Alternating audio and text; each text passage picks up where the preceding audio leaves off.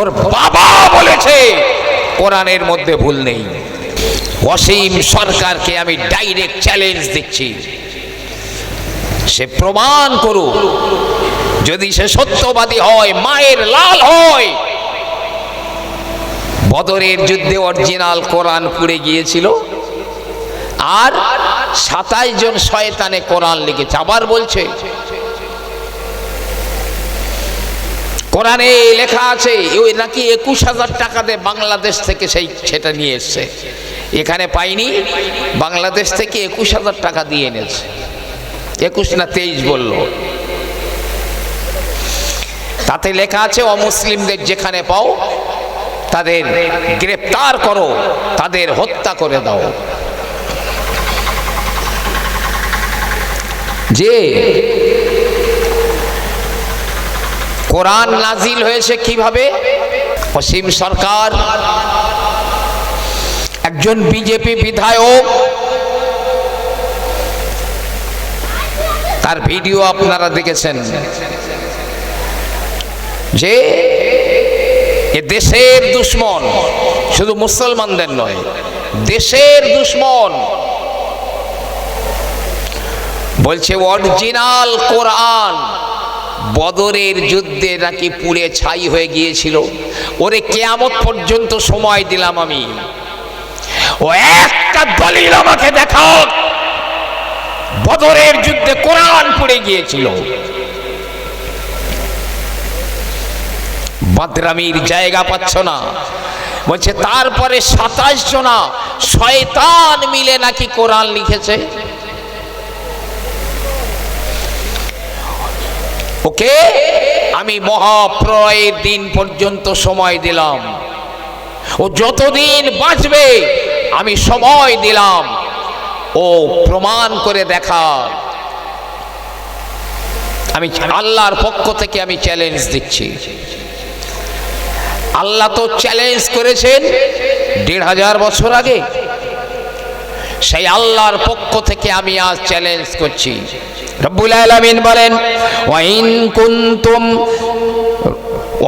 কুনতুম তোমরা হে দুনিয়ার মানুষেরা ফি রাইবিম মিম্মা নাযালনা আলা আবদিনা, আমি আমার বান্দা আমার মুহাম্মদ আমার নবীর উপরে আমি যা কিছু অবতীর্ণ করেছি, তোমরা যদি ওতে সন্দেহ করো ফাতু বিসূরাতিম মিন মিসলিহি, ওই রকম একটা ছোট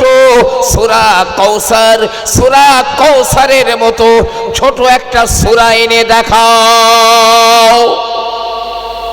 তুমি যদি একা না পারো, অদৌ শুহাদাকুম, তোমার যত বন্ধু বান্ধব আপনজন আছে, মহারথী আছে, সবাইকে এক জায়গায় করে একটা পুরো কোরআন না, ছোট একটা সূরা নিয়ে এসো।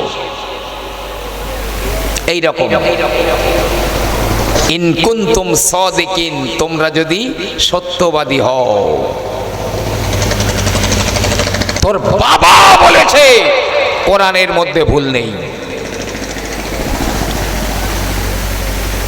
যে অসীম সরকারকে আমি ডাইরেক্ট চ্যালেঞ্জ দিচ্ছি, সে প্রমাণ করুক। যদি সে সত্যবাদী হয়, মায়ের লাল হয়। বদরের যুদ্ধে অরিজিনাল কোরআন পুড়ে গিয়েছিল, আর 27 জন শয়তানে কোরআন লিখেছে। আবার বলছে কোরআনে লেখা আছে ওই নাকি 21,000 টাকা দিয়ে বাংলাদেশ থেকে সেটা নিয়ে এসছে। এখানে পাইনি, বাংলাদেশ থেকে 21,000 টাকা দিয়ে এনেছে। 21 না 23 বলল। তাতে লেখা আছে অমুসলিমদের যেখানে পাও তাদের গ্রেফতার করো, তাদের হত্যা করে দাও। যে কোরআন নাজিল হয়েছে কিভাবে? প্রয়োজনের পরিপ্রেক্ষিতে নাজিল হয়েছে। যে সময় মক্কার কাফের বেঈমানরা মুসলমানদের উপরে চরম অত্যাচার করছিল, এখানে বলা হয়েছে মুশরিক যারা শিরিক করে, অমুসলিম বলা হয়নি। সে মুসলমানও যদি হয় তাও, অমুসলিম হয় তাও, ইহুদি খ্রিস্টান ABCD যেই হোক, ওয়াকতুলুল মুশরিকিনা হাইসু শি'তুম, যারা মুশরিক, কোন মুসলমান যদি মুশরিক হয় তাও সেই দলের ভিতরে তাকে হত্যা করো। অবশ্য এই আয়াতের উপরে আইম্মায়ে কেরামগণ এই আয়াতটাকে বলেছেন, এই আয়াতের উপরে আমল বন্ধ হয়ে গেছে, শুধু কোরআনে আয়াতটাই আছে, এর উপরে হুকুমটা বলবৎ নেই। বলছো এই রকম ধর্মগ্রন্থ নাকিও প্রস্তাব করে দেয়। আমি আমাদের দিদি মমতা বন্দ্যোপাধ্যায় মহাশয়াকে বলবো, বাস্তব যদি আপনি মুসলমানদের ভালোবাসেন, পশ্চিমবাংলা সম্প্রীতির জায়গা, পশ্চিমবাংলা এটা শান্তির জায়গা, আপনি তার বিরুদ্ধে ব্যবস্থা গ্রহণ করেন, মানুষ আপনাকে সাদরে গ্রহণ করবে। আমি বলছি না শুধু আপনি মুসলমানদের দেখেন, পশ্চিমবাংলায় যারা বাস করে ABCD যে কোনো ধর্ম, সবার উপরে আপনি সমান ব্যবহার করেন, মানুষ আপনাকে সাদরে আহ্বান করবে, গ্রহণ করবে।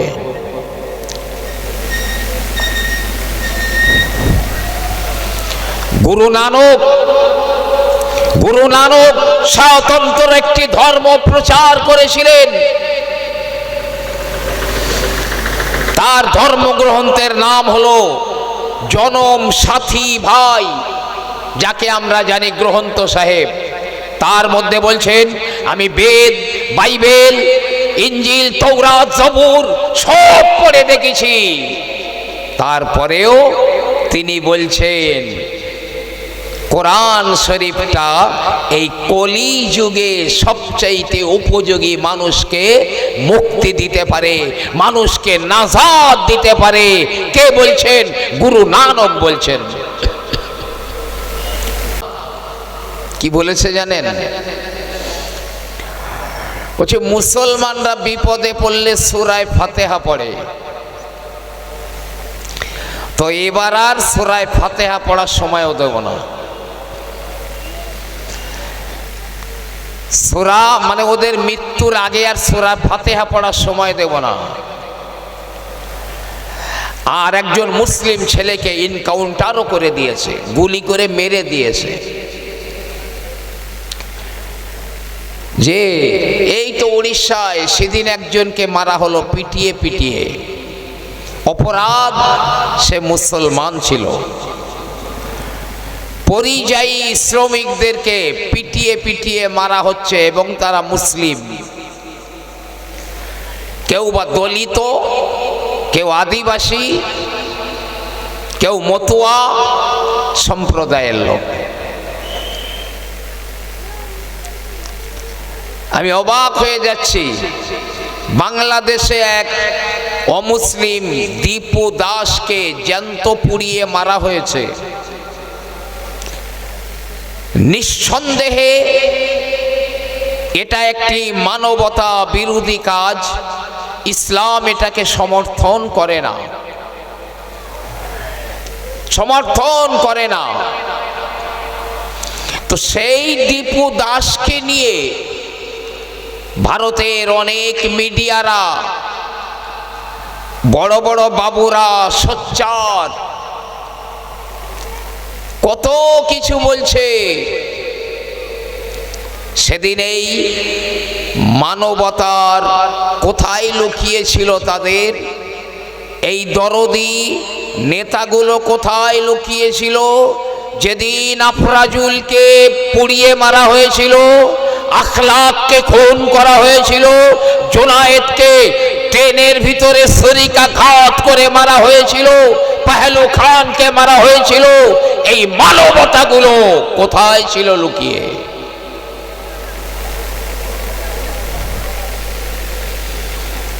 আসলে এদের চিন্তা ভাবনা কি জানেন? এই বর্তমানে সব নাম পাল্টে ফেলছে। স্টেশনের নাম ছিল মুঘল সরাই, হয়ে গেল দীন দয়াল উপাধ্যায়। মানে মুসলিম নাম যেগুলোর মধ্যে রয়েছে, মুসলমানদের গন্ধ রয়েছে, সেইগুলো মুছে ফেলে দিচ্ছে। মার্কেটে একটা বই আমি কিনেছিলাম, পুরো আস্ত, এত মোটা, এত বড় একটা আস্ত বই। বইটার নাম লিখেছে কি জানেন? তাজমহল হিন্দু মন্দির। ফার্স্ট টু লাস্ট অপচেষ্টার প্রয়াস চালিয়েছে। তাজমহল মুসলমানদের স্থাপত্য নয়, ওটা হিন্দুদের হিন্দু মন্দির। ওটা কেউ বলছে কুতুব মিনারের নাম পাল্টে দাও, কত কি আছে। মুসলমানদের স্থাপত্যগুলো শেষ করো। আবার আমাদের বাবা দাদা 14 পুরুষরা লিল্লাহে ওয়াকফ করেছিল জমিগুলো, সেগুলো কেড়ে নিয়ে ফাঁস খতিয়ানে তুলছে। অর্থাৎ আগামী দিনে আপনার মসজিদ, মাদ্রাসা, কবরস্থান আপনার থাকবে না। কবরস্থানে আপনার মা বাপকে কবর দিতে গেলে আপনার অনুমতি লাগবে। অর্থাৎ বোঝাতে চাইছে আস্তে আস্তে করে সব মুসলমানদের কাছ থেকে কেড়ে নিয়ে যে মুসলমানদের ভারতবর্ষে কিচ্ছু নেই, ভারতবর্ষে কোনো অবদান নেই। এরা বাইরে থেকে এসেছে হিন্দু রাষ্ট্র তৈরি করতে, খুব সহজ হয়ে যাবে।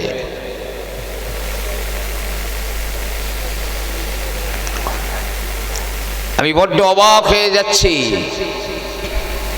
আবার SIR করে একটা সম্প্রদায়কে খুব জব্দ করতে চেয়েছিল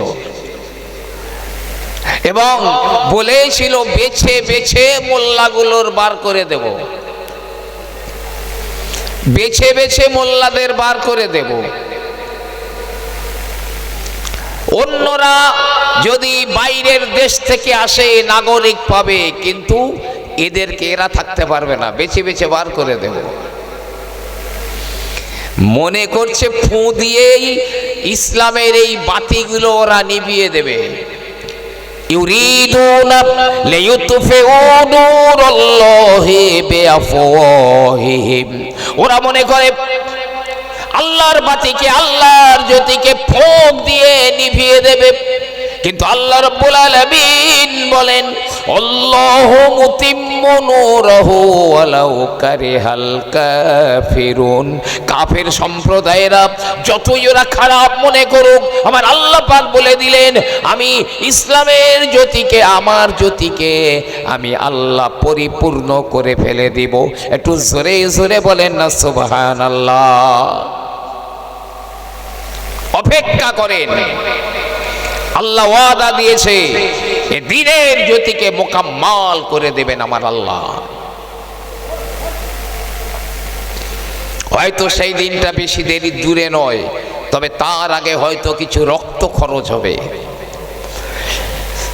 কিছু জীবন খরচ হয়ে যাবে। দেখছি যেন সেই পথে আস্তে আস্তে উঠছে, হিংসা বেড়ে যাচ্ছে, একে অপরের সঙ্গে বৈরিতা দুশ্মনী সৃষ্টি করে করে দেওয়া হচ্ছে। আমরা কেমন একসঙ্গে ছিলাম, কিন্তু আজ বিভাজনের রাজনীতি করে একে অপরের উপরে একটা হিংসা ভাব এনে দিয়েছে।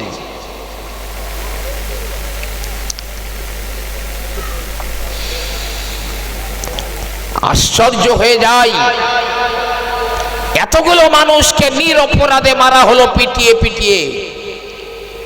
এই আপনার একজন মুসলমান মাস্টার, শিক্ষক, মুসলমান শিক্ষক, তাকে এনকাউন্টার করে দেওয়া হয়েছে। কেন? যোগী আদিত্য যোগীনাথ তার বিরুদ্ধে একটু কথা বলেছিলেন, তার বিরুদ্ধে কথা বলেছিলেন, এনকাউন্টার করে দিয়েছে, মেরে দিয়েছে। মানবতাগুলো কোথায়? সে দরদিগুলো কোথায়? মিডিয়াগুলো কোথায়? গদি মিডিয়াগুলো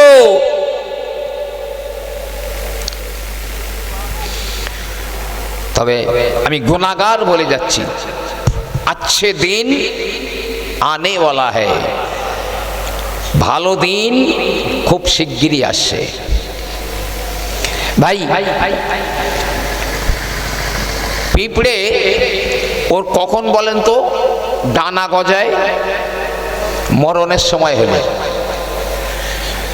পিঁপড়ের যখন মৃত্যুর সময় হয় তখন ওর পিঠে ডানা গজায়, মনে করে পৃথিবী এবারে জয় করে ফেলবো,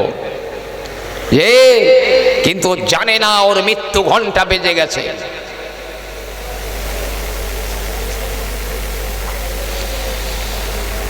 নবী পাক বললেন কিয়ামতের আগে খুন খারাপি বেড়ে যাবে, মানুষের জীবনের মূল্য থাকবে না। ওয়াকসারাল হারাজ ওহুয়াল কাতাল, খুন খারাপি বেড়ে যাবে, হত্যা বেড়ে যাবে, মানুষের জীবনের মূল্য থাকবে না। বন্ধ করা হোক এই বাঁদরামি।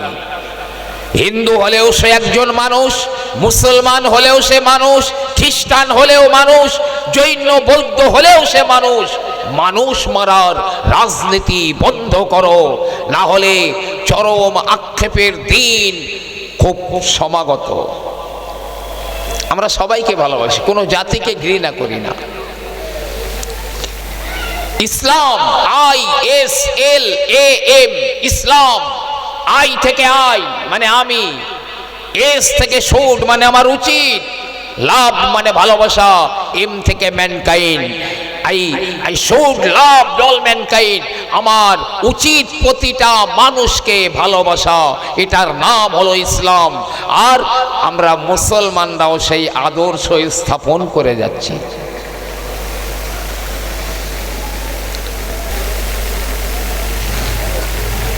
ভাই আমার বাবাজিরা, আমি মুসলমানের কথা বলছি না, খ্রিস্টান ধর্মের ডক্টর মরিস বুকাইলির কথা বলছি। ও সেইম সরকার, তুমি ভালো করে শুনে রাখো, খোঁজ খবর নিয়ে দেখো। ডক্টর মরিস বুকাইলি 18টা ভাষায় PhD করেছিলেন। তার ইচ্ছা ছিল বড় আমি আরবি ভাষাটাও শিখব। তিনি এমন ভাবে আরবি ভাষা শিক্ষা করেছিলেন যে তিনি ডাইরেক্ট আরবিতে কথাও বলতে পারতেন, আরবিতে কথা বলতে পারতেন। খ্রিস্টান বুদ্ধিজীবী যারা ছিল, খ্রিস্টান সাংবাদিকেরা যারা ছিল, তারা মরিস বুকাইলির কাছে চলে এলো আর বলল, হে ডক্টর মরিস বুকাইলি, আপনি হলেন আমাদের গর্ব, আপনি আমাদের সোনার ছেলে, আমরা আপনার কাছে বিশেষ একটা কাজ নিয়ে এসেছি। হে ডক্টর মরিস বুকাইলি, আমাদের কাজটা কি আপনি করে দেবেন? মরিস বুকাইলি বলে, কি কাজ একবার বলো। খ্রিস্টানরা বলল, মুসলমানদের আল্লাহ কোরআন শরীফের হেডলাইনে লিখে দিয়েছেন, জালিকাল কিতাবুলা রাইবা ফি, এই কোরআনের ভিতরে কোনো সন্দেহ নাই। যা আজ পর্যন্ত কোনো রাইটার বলতে পারেনি। তাই গোটা কোরআনের ভিতরে একটা ভুল বার করে দিবেন। যদি একটা ভুল আপনি বার করে দিতে পারেন, কোরআনের ভিতরে কৃতজ্ঞ থাকবো। পারবেন স্যার? মরিস বুকাইলি বলে, এ খ্রিস্টানেরা, একটা নয় আমি একাধিক ভুল কোরআনে বার করে দিতে পারি, অনেকগুলো ভুল আমি কোরআনে বার করে দিতে পারি। তারা বলল, স্যার শুধু একটা ভুল বার করে দিন, BBC লন্ডন সংবাদ মাধ্যমে আমরা গোটা বিশ্ববাসীকে জানিয়ে দেব কোরআনের অমুক জায়গাতে ভুল রয়েছে।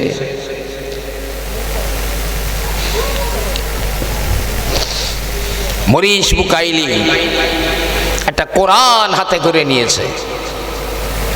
কোরআন হাতে নিয়ে মরিস বুকাইলি বদ্ধ ঘরের ভিতরে ঢুকে গেলেন।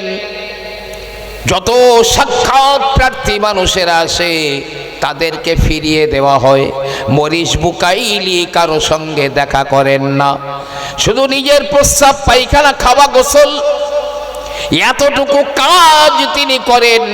বাকি টাইমটা বারে বারে কোরআনটা পাঠ করেন একটা ভুল বার করে দেওয়ার জন্যে। 1 মাস হয়ে গেল, মরিস বুকাইলি বার হলো না। 1 বছর হয়ে গেল, মরিস বুকাইলি বার হয় না। 2 বছর হয়ে গেল, 3 বছর হয়ে গেল। 3 বছর পরে ডাক্তার মরিস বুকাইলি কোরআন শরীফটা বুকে জড়িয়ে ধরে বাইরে বার হয়ে গেল, বদ্ধ ঘরের ভিতর থেকে বার হয়ে যায়। 3 বছর সময় লাগলো। যে ব্যক্তি ডাইরেক্ট আরবিতে কথা বলতে পারে কোরআনের একটা ভুল বার করতে গিয়ে, সাংবাদিকেরা ঘিরে ধরল, বুদ্ধিজীবীরা ঘিরে ধরল ডক্টর মরিস বুকাইলি। কোরআনের কত পারায়, কোন সূরায়, কত নম্বর রুকুতে, কত নম্বর আয়াতে ভুলটা বার করতে পেরেছেন একবার আমাদের বলে দিন। বিবিসি, লন্ডন সংবাদ মাধ্যমে গোটা বিশ্বকে জানিয়ে দেব কোরআনের অমুক জায়গায় ভুল আছে। মরিস বুকাইলি বলে থামো, খামোশ হয়ে যাও। এরা ভাবে এই মনে হয় মরিস বুকাইলি বলবে কোরআনের অমুক জায়গাতে ভুল রয়েছে। নীরবতা ভঙ্গ করে ডক্টর মরিস বুকাইলি বললেন, খ্রিস্টানেরা, এই সাংবাদিকেরা, আমি 3 বছর বদ্ধ ঘরের ভিতরে বারে কোরআনটা অধ্যয়ন করলাম, কিন্তু না, আমি গোটা কোরআনের একটা সেন্টেন্সে, একটা আয়াতে, একটা বাক্যের ভিতরে আমি ভুল বার করতে পারলাম না। একটা শব্দের ভিতরেও নয়, একটা শব্দে ভুল বার করতে পারলাম না, একটা অক্ষরে ভুল বার করতে পারলাম না। এমনকি স্বরচিহ্ন, জের, জবর, পেশে ভুল বার করতে পারি না। এমনকি কোরআনের যে বিন্দুগুলো রয়েছে, নোক্তাগুলো রয়েছে, ওই নোক্তাটার ভিতরেও এক জায়গায় আমি ভুল বার করতে পারি না। জোরে জোরে বলুন না সুবহানাল্লাহ। এই সাংবাদিকেরা, তোমরা বরং বিবিসি, লন্ডনে ওই সংবাদ মাধ্যমে বিশ্বের মানুষগুলোকে জানিয়ে দাও কোরআনের ভিতরে কোনো ভুল নাই। আর একটা কথা বলে দাও, আমি মরিস বুকাইলি ওই কোরআনের ধর্মে আমি দীক্ষিত হয়ে গিয়েছি। একবার জোরে জোরে বলুন না সুবহানাল্লাহ। এই অসীম সরকার, যে তোমার মতো অত ক্ষুদ্র ব্যক্তি নয়, 18টা ভাষায় পিএইচডি করেছিলেন, আপনি কটা ভাষায় করেছেন? কোরআন সম্পর্কে এই ন্যাক্কারজনক কথা বলবার অধিকার কে দিয়েছে আপনাকে?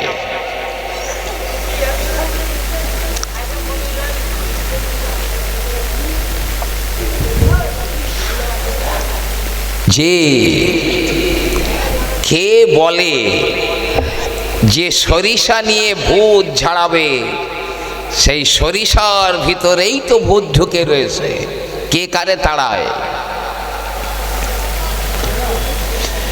যদি একটা সুন্দর দেশ উপহার পেতে হয়,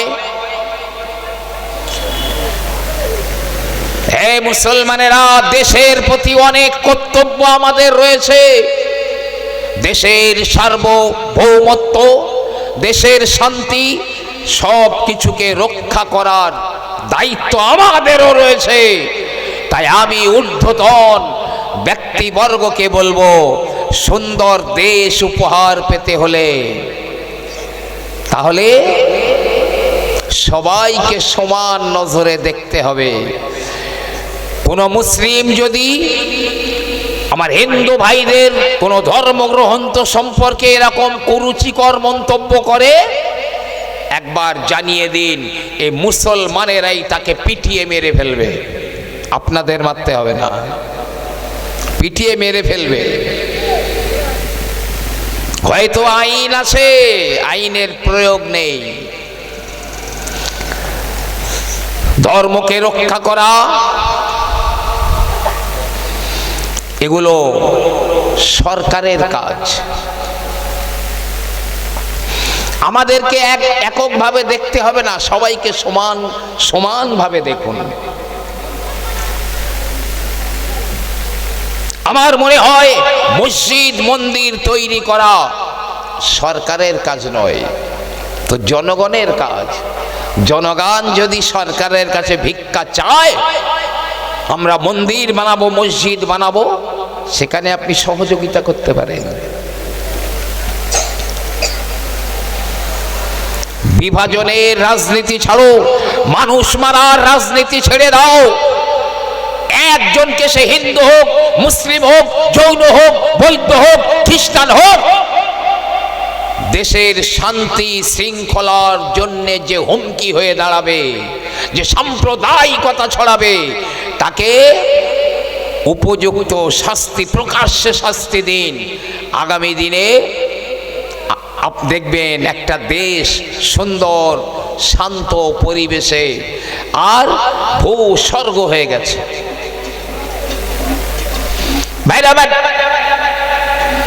ইসলামের ইতিহাস পড়ে দেখতে অনুরোধ করব সিম সরকারকে। সেই পুরাতন মক্কায় যেদিন কোরআন অবতীর্ণ হয়েছিল, খানায় কাবার দেয়ালে সেই যুগের বড় বড় কবিরা,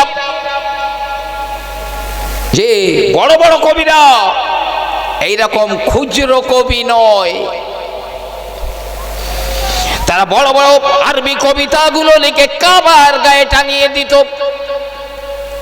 কাবার গায়ে, কাবার দেয়ালে টাঙিয়ে দিত।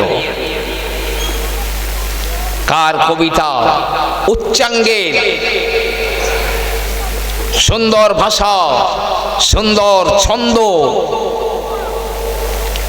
এগুলো দেখবার জন্য সব নিজে নিজ কবিতা টাঙিয়ে দিত। আমার আপনার নবী, প্রিয় নবী, বিশ্ব নবী হাবিবুল্লাহ, তিনিও কোরআনের সর্বাপেক্ষা ছোট্ট একটা সূরা খানায় কাবার গায়ে টাঙিয়ে দিলেন। বিসমিল্লাহির রহমানির রহিম, ইন্না আ'তাইনাকাল কাউসার ফাসাল্লি লিরাব্বিকা ওয়ানহার, ইন্না শানিয়াকা হুয়াল আবতার। 3 লাইন, 3টে আয়াত, ছোট্ট সূরা, কোরআনের সর্বাপেক্ষা ছোট সূরা, এটা টাঙিয়ে দিয়েছেন আমার নবী।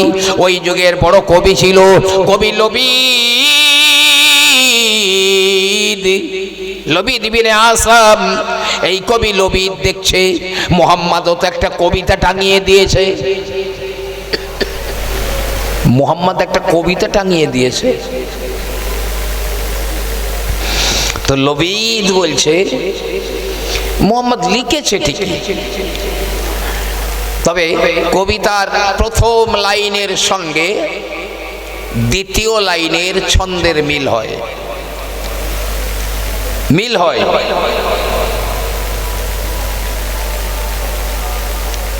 যে ছিল বিঘা 2, ছিল মোর ভুঁই, আর সব গেছে ঋণে।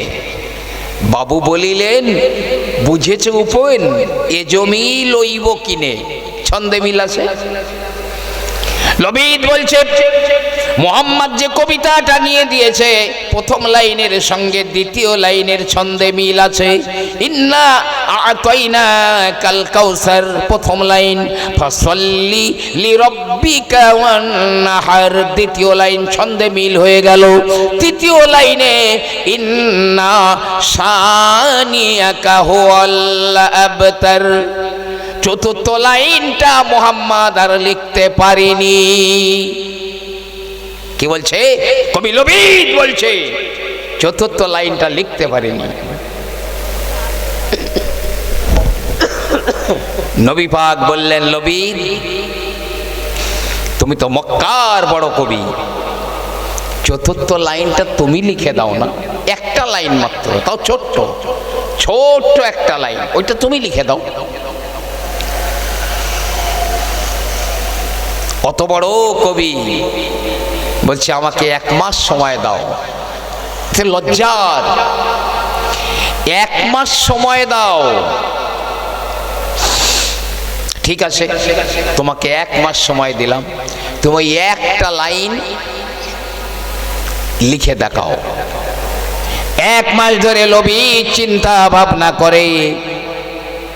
নবী মোহাম্মদ যাকে আল্লাহর বাণী বলে, কোরআন বলে, সেই কোরআনের একটা লাইন চ্যালেঞ্জ গ্রহণ করে নিয়েছে, লবিদ লিখে দেবে। 1 মাস হয়ে গেল। দীর্ঘ 1 মাস পরে লবিদ কাবা চত্বরে চলে এলো। মক্কার কুরাইশেরা, বড় বড় নেতারা, মক্কার মানুষেরা কাবা চত্বরে জমা হয়ে গেল, জমজমাট ভিড় হয়ে গেল। সবাই বলে আজ আমাদের কবি লবিদ ওই মোহাম্মদ যাকে আল্লাহর বাণী বলে তার মোকাবেলায় একটা লাইন লিখে দিয়ে চ্যালেঞ্জ গ্রহণ করেছে। লবিদ গেল, নবী মুহাম্মদুর রাসূলুল্লাহ যে সূরাটা টাঙিয়ে দিয়েছেন ওই জায়গায় গিয়ে লবিদ লিখে দেয়, হাযা কালামুন লাইসা কা কালামিল বাশার। লবিদ কি বলল? উপরে যে 3টে লাইন লেখা রয়েছে, এই 3টে লাইন দুনিয়ার কোনো মানুষের লেখার মতো লেখা নয়, নিশ্চয়ই এটা রব্বুল আলামিনের কালাম। জোরে জোরে বলুন না সুবহানাল্লাহ। এটা মনে হয় জানা নেই অসীম সরকারের।